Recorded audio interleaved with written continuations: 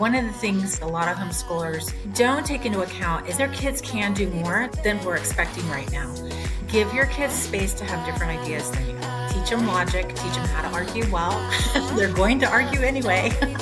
and have those weird conversations with your kids.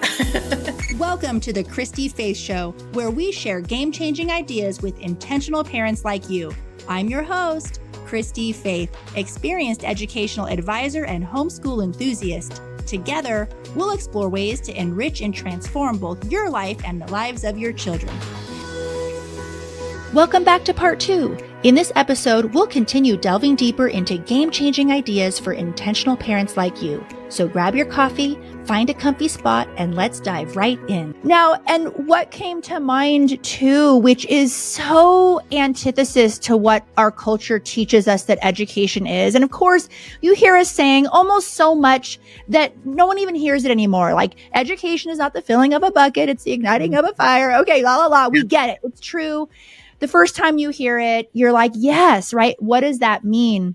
Mm-hmm. And I think that what people need to realize about curriculum companies, I used to write curriculum, is that they need to sell it. They need to sell it. And it's not that people want to do a bad job, but they certainly are giving people what they want. So for example, that's why you have a curriculum that maybe has your kid reading those 8 books a year, because by golly, this is hypothetical. I'm not accusing anyone of everything, but by golly, look at all these books my kid read this year, right? Yeah. Here's the number. Yeah. And look at what my kid has memorized. And I'm saying that as a mom who does practice memory work, but it has its proper place in my home. You know what I mean? Yeah. And so it really, this is a discussion about less truly is more. It's better to go a mile deep than a mile wide and very shallow. Mm-hmm. And that's really hard. I think particularly for homeschooling moms who maybe haven't graduated their first yet, mm-hmm. because you don't see the proof in the pudding quite yet. What words of encouragement as a mom who has graduated and has done it this way, why is less more for our kids? Yeah, that is a really good question. I think a lot of times we live in America where more is more. More is better. Mm-hmm. And bigger is better. You know, I mean, we lived in New Mexico right next to Texas, and it's bigger in Texas. And I love Texas, by the way. But I do think that if we are just waterboarding our kids with information, this is part of the problem with kids and cell phones. They are literally being waterboarded mm-hmm. with information, and they mm-hmm. don't know where to file it. And you can scroll, you can see somebody beaten. You can see a cake recipe within seconds. You can see somebody trying on leggings and then other people being brutalized all within less than a minute. Yes. And our kids don't have any way to file that in their brain. They don't, and it deadens their morality. And so one of the things I think with less is more is that if you're intentional about the education, and I think it's a combination of memory work and content. So skill-based mm-hmm. and content together, because you have to have a filled bucket to light a fire with. You can't light a fire with nothing involved. And so I think it's a both and, that we have to make sure our kids have actual content and their brains are being formed. So if we're just waterlogging them, they don't know, their brain's not having the chance to file it and make sense of it. So we've got to just slow down. I think too, education consists of a lot more than just academic work. It consists of being outside and just doing those outside things like playing on the trampoline or taking nature walks. It doesn't have to be super directed, but green therapy is being prescribed to kids by both doctors and therapists, and it means go outside. And it's because green is calming to our senses. A lot of kids are struggling with regulation because we're not doing those self-regulatory things that we all did I'm this old, we just did as part of our childhood. And I'm not saying let's all go back to my childhood. I'm not saying that, but I'm just saying we spent a lot of time outdoors. We spent a lot of time hanging out with friends, just chatting and talking about nothing and bike riding and those kind of things. And that self-regulatory activity, So we need to help our kids with that because it helps them create files in their brain. The other thing too, we have to give our kids time to be bored. And what I mean by that is turn off the screens and don't amuse them. Like back to Neil Postman, Amusing Ourselves to Death. I mean, that book it should be required reading for every parent because we feel like we're so in charge of making sure our kids are happy all the time and they're amused and entertained. And the reality is that great discoveries were made during some pandemics throughout time, right? Like people got bored and they were just like, I need a great thought to mull on. And then amazing discoveries came out of that. So in the fourth industrial revolution, it's very high tech, but I think those kids who have the space to mull and discover and create, they know the scientific method, they've got some great writing skills under their belt and those kind of things. They're going to be the ones who are making the discoveries. They're going to be the ones who have the brain space to think of new and innovative ways to use tech that we already have at our disposal. Before we continue, I want to share with you a program that has been a game changer for our family. At our Learning Center, we instructed and helped kids through pretty much every program on the market. So we know firsthand just how important a solid math foundation is for our kids' futures. Finding the right homeschool math curriculum that didn't compromise academic excellence, but also didn't put me and my kids through the ringer was a challenge. Until one day, I found CTC Math. You guys, the rest was history. First off, it's a mastery-based program, which means your child gets a full grasp of the material. It's also loaded with mixed reviews, ensuring your kids don't forget anything they've learned. The questions are adaptive too, which keeps students confident and progressing at their own pace. But the best part, all the teaching, grading, and testing, done for you. With CTC Math, there is no compromise on excellence. Your child gets a top-notch education, and you just made your homeschool life easier. Visit CTC Math to get your free trial today. Whether you're newer to homeschooling or you've been homeschooling over a decade, the fact is creating a streamlined, successful homeschool is hard. The pressure is high, and the weight of responsibility often leads to self-doubt, second-guessing, and feeling completely overwhelmed with the excessive amounts of opinions and curricula options out there. We love our kids, and at the same time, the stakes are high. We don't want to mess this up. So how do we build a homeschool that our kids will thank us for when they're adults, and one that you have 100% confidence in? The first step to pulling all of that off is joining Thrive Homeschool Community. Thrive Homeschool Community is where you learn the 8-step homeschool success framework to build an undeniably successful homeschool. Each year and each kid presents us with uncharted territory. But when you have a good plan, the right plan, you can rest in the security and confidence that you are doing a great job. The path is easy. Join Thrive, say a quick hello to your new friends, start the 8-step homeschool success framework, and kiss anxiety goodbye. It's risk-free, no contracts. You can cancel anytime, no questions asked. Go to Christy-Faith.com. That's CHRISTY-FAITH.com. Enter promo code podcast for $10 off your first month. See you inside.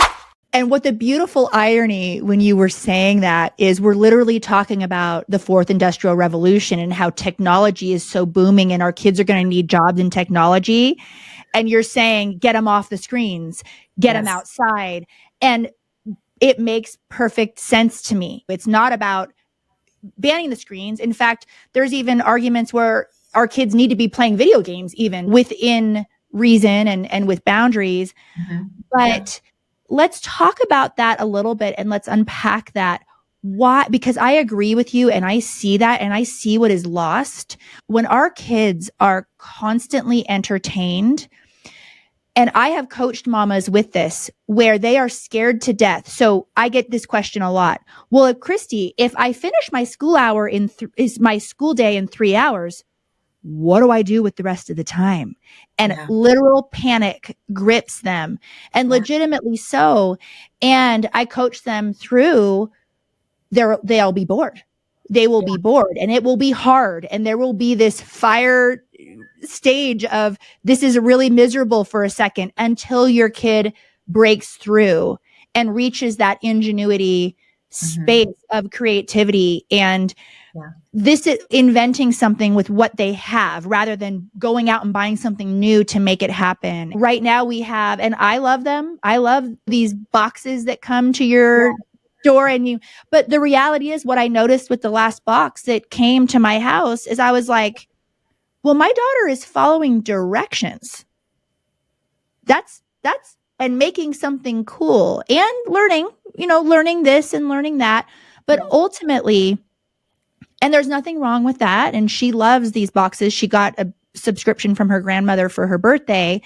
But I did notice that, wow, this box, although it talks about ingenuity and STEM and all of this, it really was a box where she was being trained how to follow directions. All of the pieces were already there for her. She literally had to just put stickers on to connect things. And I just kind of had an awakening about that. And that's something I think that we're going to be changing in the future is going more the direction of like a tinker table where there's like nuts, bolts, and then see what my son can build out of that or something else. And I want to also go back to what you mentioned about critical thinking, because I think there is a little bit of a deschooling that the listeners today will really benefit from regarding critical thinking. I was a school teacher. It's such a hot term, critical thinking, right? What critical thinking is in the schools is really not critical thinking at all. Writing a compare and contrast essay or answering a compare and contrast question, it checks the box for the schools that this was a critical thinking question, but they are comparing and contrasting the information that was just fed to them in a textbook. Let's unpack what critical thinking actually is, because it is not what our schools are doing. Yeah. Well, I think the subscription box is a great example because we have a couple that we love and they're so much fun. It's like a present in the mail. Yes. I love them.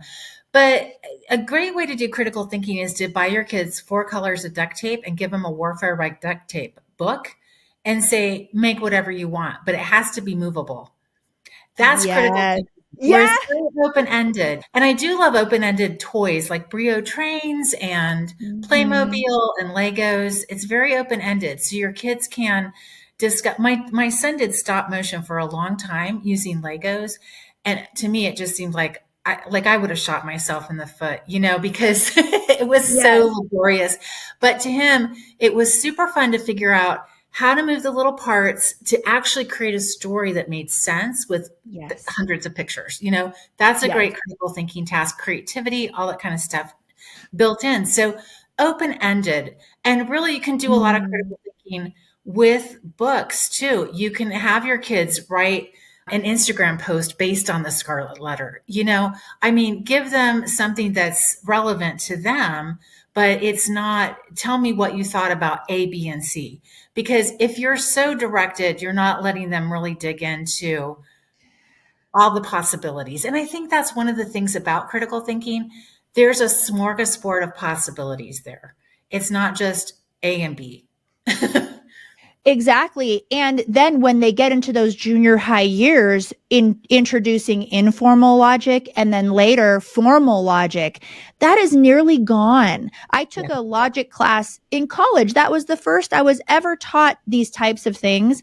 And kudos to the classical movement who really is bringing that back, because without being able, informal logic is more like how to spot, for the audience, is more how to spot fallacies. Like, oh, that's the bandwagon approach, or that's, this or that. Spot a headline, for example, that's it doesn't hold water, but sounds really good. And then formal logic is more mathematical. It was actually pretty challenging for me in college to pass that class. I will say the formal logic class, it was an excellent teacher who challenged us tremendously.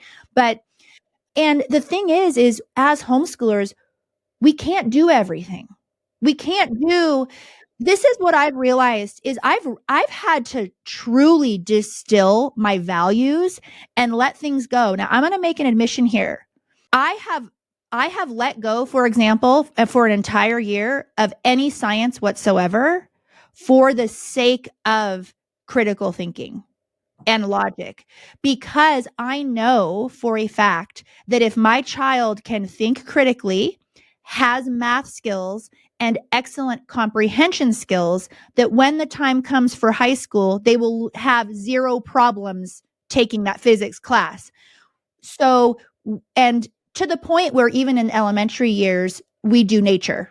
We just, science is nature for us, like to wonder and be enamored with the world and hands-on art projects. So, what do you think?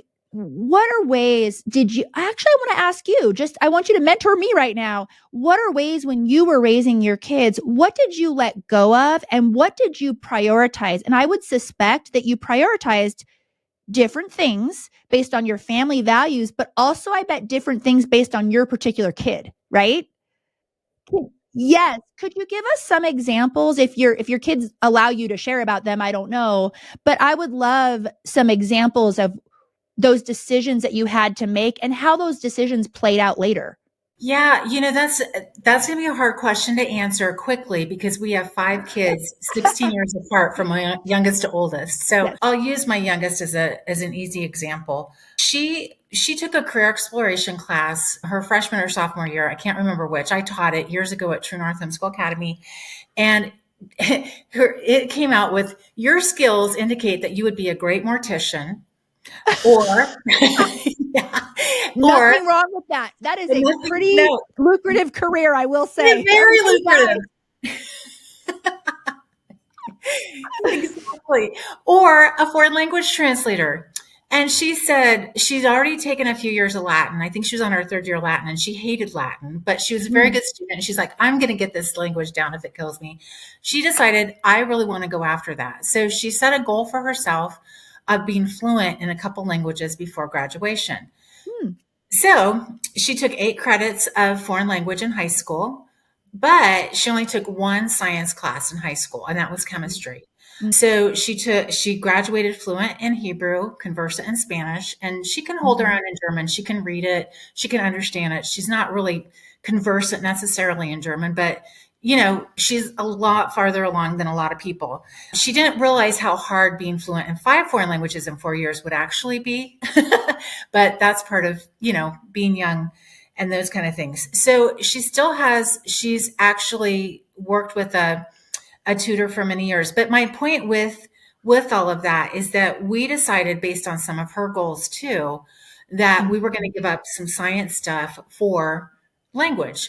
Now she went to college and she got an A in her first science class, not a problem, because she knew how to study. And in that study of foreign language, she learned a lot about philology, which is the study of language. She's a killer grammatician at this point, and she knows a lot about memory work because a lot of understanding and being able to gain fluency in a foreign language is memorization. So within that study, she learned all these like side studies. For some of my other kids, I have a really super mathy kid, and we actually hired tutors for him, and he went and got a math minor, and now he's in a graduate program in math. And so he also was writing a novel at the same time. He is dysgraphic, so we just got rid of all handwriting, and he learned to type really fast. Part of it is just learning who your kids are and where we want to go. One of my sons really loved classical education and went to a small private classical college and really dove deep into, ancient literature, ancient history. It's kind of where he lives. He participated in the National Bible Bee. He's got like a freakishly great ability to memorize odd details. Like he has some websites memorized. You know what I mean? Just like uh, so he did that. He really struggles with math, as does one of my other kids. So I have a couple really super mathy kids, a couple kids who really struggle with math. And part of it is just understanding your kids. And that's one of the great benefits and beauties of homeschooling is that we have time to get to know them. So we know where their strengths are, we know where their challenges are. And I've always advocated for shore up your kids' areas of challenge because again, they do need number and language literacy. On the other hand, you don't have to beat him over the head with it. Like my one son is dysgraphic. He will never look like he can write well. He's written a novel, so he should be typing everything, right? And just let that part go.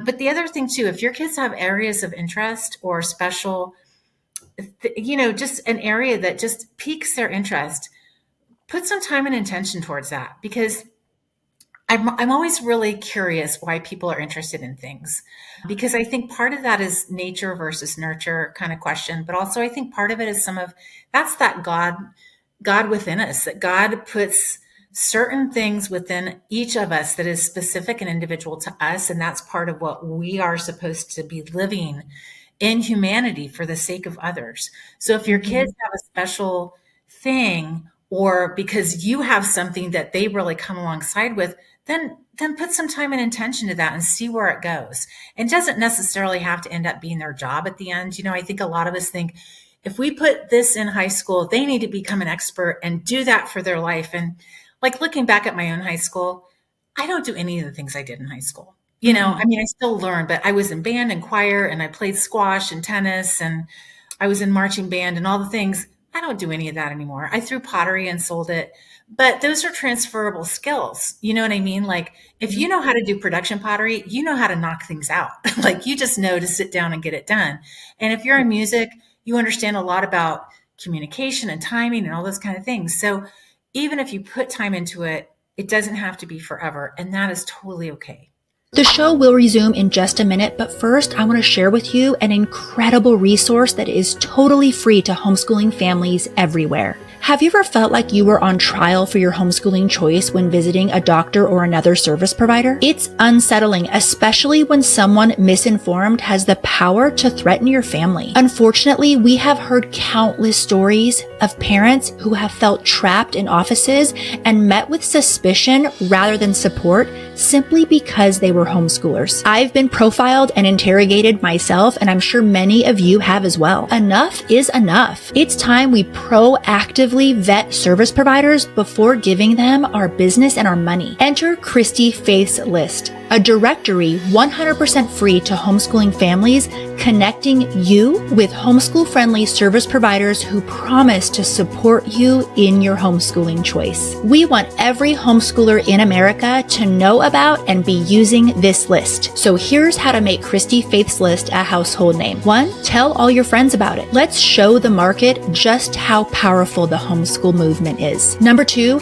check Christy-Faith's list website before stepping foot into any service provider's office to make sure they are on there. And 3, if your favorite service provider isn't on the list, make sure to refer them. There's a button on the homepage of the website. It takes only 30 seconds, and that way we can send them a lovely invite. If you're listening and you are a homeschool-friendly professional, we want you on the list. We're eager to connect homeschooling families with you, shout your name from the rooftops, and bring you tons and tons of business. We have plans for every type of business, both small, local, nationwide, and worldwide. Check out ChristyFaithsList.com today. Hi, Mama. If you like my social media content and my show, I'm pretty sure you will love my book, Homeschool Rising: Shattering Myths, Finding Courage, and Opting Out of the School System. My book is for homeschool parents, both veteran and new, and the perfect book to hand any homeschool skeptics in your life so they can better understand why you've chosen this amazing lifestyle. This book will challenge you, empower you, encourage you, and give you solid, mindful answers to all those questions you get about your homeschooling choice. Grab your copy and maybe an extra one for your mother-in-law today. Homeschool Rising is available wherever books are sold. I love that. And what I'm also hearing you say is this culture of curiosity. I think that there is a vein of a little bit too far in the interest led to the point where, oh, my kid won't do that. Right. And there's a lot of mistakes Scott and I have made with our parenting, let's be honest. But one thing, yeah, I know, right? So, but I will say that I had I had 2 main priorities with my parenting, and this is not possible. This was possible because none of my kids have food issues like sensitivity or texture issues, and my kids don't have any of that. That is extremely legitimate. So please don't anyone hear this the wrong way.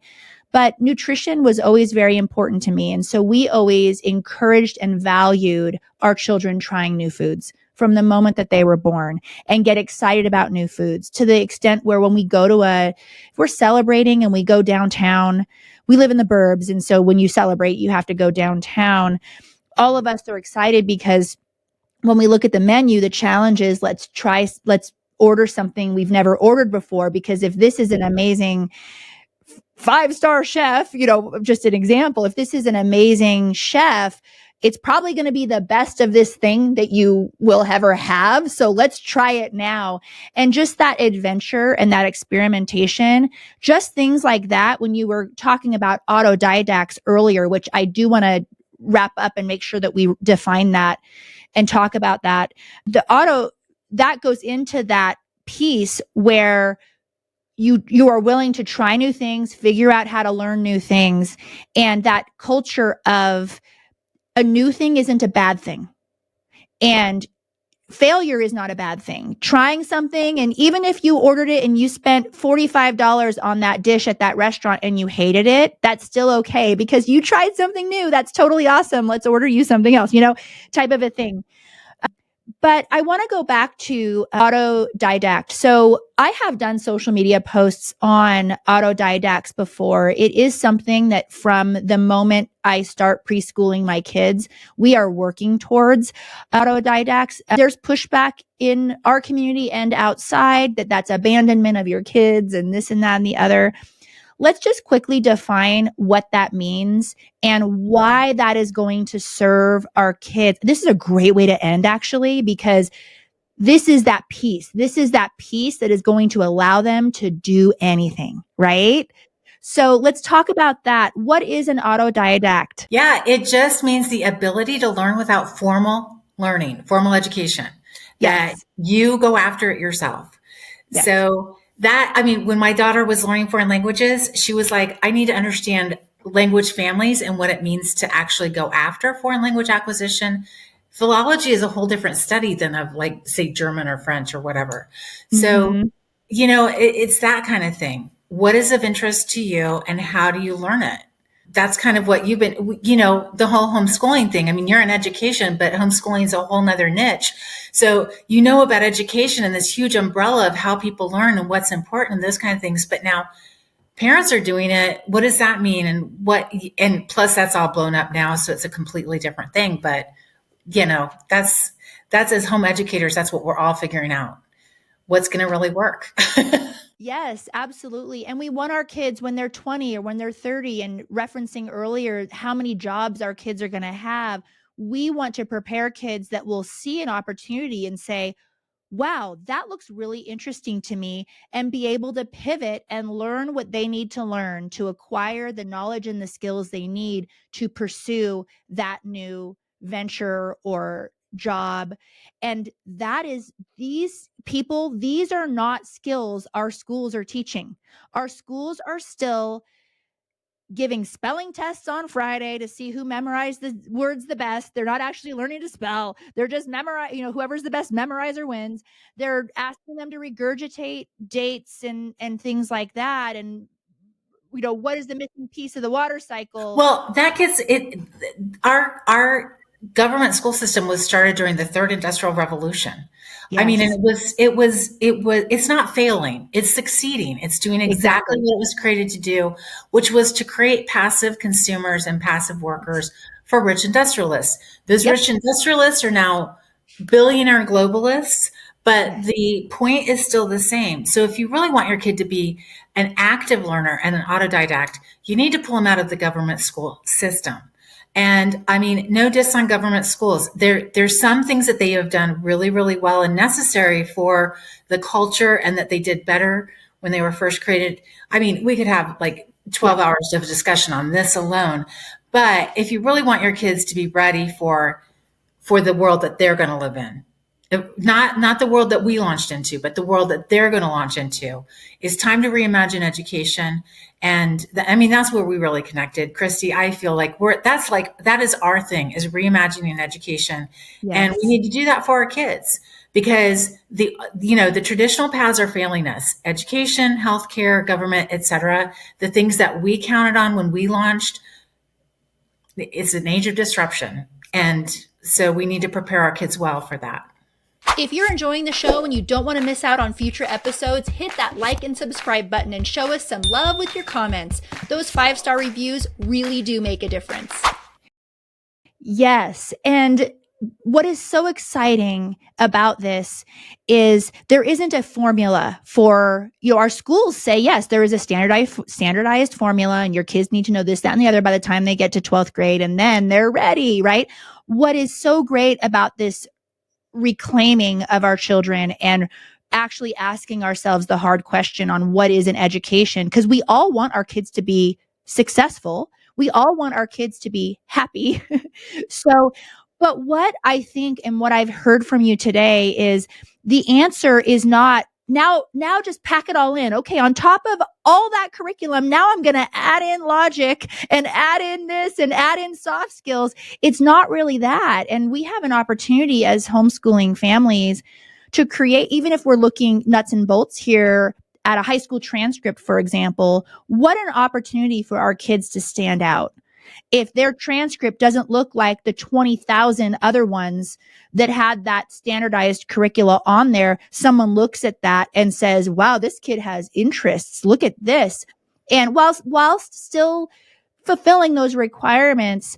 But I love that because we have to balance this with being mindful about what we do have our kids do and realize that there's going to be stuff that we're going to have to deprioritize here because there just isn't enough time in the day. And we don't want to pack it on and make our kids do Saturday school and all of that. We still want them to have a childhood. And one of my arguments in Homeschool Rising, and you mentioned this term earlier, I think homeschooling is a both and. It is, we can actually accomplish this. We can't if your kid is in school for 7 hours a day, and sure, you can do things after school. You also have to undo a lot of things on nights and weekends. So, but we have this amazing opportunity, and it's exciting. And I just want to hear more from you on this. Lisa, you have not mentioned this yet, but you own and operate True North Homeschool Academy, which is a place where there are live online. Are there self-paced as well? There are a few, but not too many. We mostly focus on live online and small group classes. Yeah. Yes. And they are fabulous classes. Her programs are amazing and her instructors are amazing. And we personally in our family have loved the flavor. Yes, we do in-person community, but the online classes, my kids have friends across the globe. It's so funny because homeschoolers are accused of not being socialized. And this flavor of this online has really been this surprise blessing for my family, this just extra bonus I never would have expected. So it's exciting to me that you provide that, but you also do an excellent job academically. And where can my audience find you, Lisa, online or on social media? Go ahead and let us know. Yeah, we are at truenorthhomeschool.academy. We have Instagram, Pinterest, YouTube channels, and we're putting out content all the time to serve the homeschool community. If you go to the front page of the website, you can get 2 years of free academic advising or a 15-minute appointment with an advisor. And we will start with where you're at. There's a simple questionnaire. I mean, it's like an overview kind of thing, but it's a super helpful way to get started. And then we're also over at It's Not That Hard to Homeschool. That's right. Yes, I forgot about that, which is a Facebook group. That's a free Facebook group people can join, isn't it? It's a free Facebook group. We have a podcast and blog over there too. And we have several books as well as a transcript template. So really anything you need for high school, where are you going next? We help, service the homeschool community there. Oh, that's so wonderful. Well, we'll have to have you back to talk about high school. I do want future episodes on that. Yeah. Lisa, it has been a pleasure. I always love chatting with you. I always, when we're in person somewhere, I always hunt you down to make sure we can talk. And thank you for having another conversation with me today and truly blessing my audience with your wisdom. I really appreciate you coming on today. Thanks for having me. You have my heart.